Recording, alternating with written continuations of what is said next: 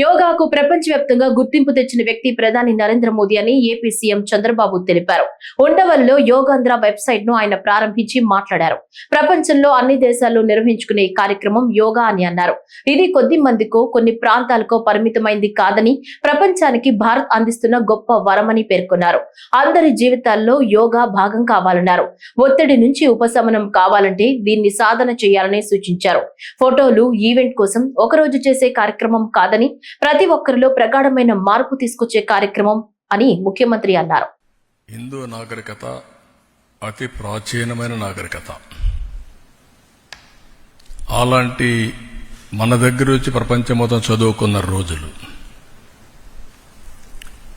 రాను రాను ఇవన్నీ కూడా అనేక దాడులతో లేకుంటే వేరే వాళ్ళ పరిపాలనలు ఇవన్నీ కనుమరుగయ్యే పరిస్థితి వచ్చింది.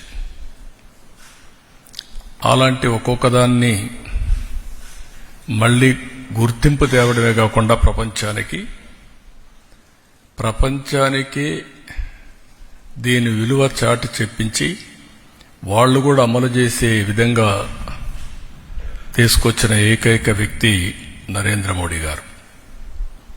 ఈరోజు మనం చూస్తే ఇంటర్నేషనల్ డే ఆఫ్ యోగా 2014 డిసెంబర్లో యునైటెడ్ నేషన్ జనరల్ అసెంబ్లీ ఆమోదించి ప్రపంచం అంతా జరపాలని నిర్ణయం తీసుకునే పరిస్థితి తీసుకొచ్చారు.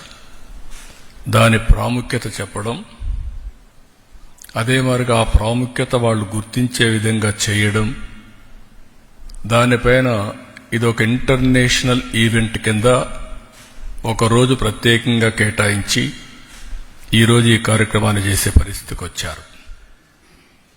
ప్రతి సంవత్సరం ఈ యోగా 7 నుంచి 8 గంటలు ఫిక్స్డ్ టైంలో ప్రపంచంలో అన్ని దేశాల్లో, భారతదేశంలో అన్ని ప్రాంతాల్లో జరుపుకునే కార్యక్రమం.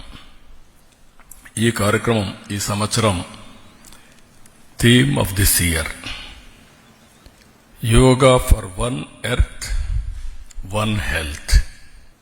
ఒక మనిషి యొక్క జీవితంలో ఒక విధంగా చెప్పాలంటే ఒక మెరుగైన జీవన ప్రమాణాలకు నాంది, బెటర్ లివింగ్కి పునాది ఈ యోగా అని చెప్పి కూడా నేను మీకు తెలియజేస్తున్నాం. అందరి జీవితాల్లో యోగా అనేది ఒక పార్ట్ ఆఫ్ అవర్ లైఫ్ కావాలి. ఈరోజు అందరూ టెన్షన్లో, స్ట్రెస్తో ఈ యొక్క కాంపిటేటివ్ వరల్డ్లో పరిగెత్తున్నాం. టెక్నాలజీ వల్ల ఇంకా ఈ టెన్షన్ పెరుగుతూ ఉంది, స్ట్రెస్ పెరుగుతూ ఉంది.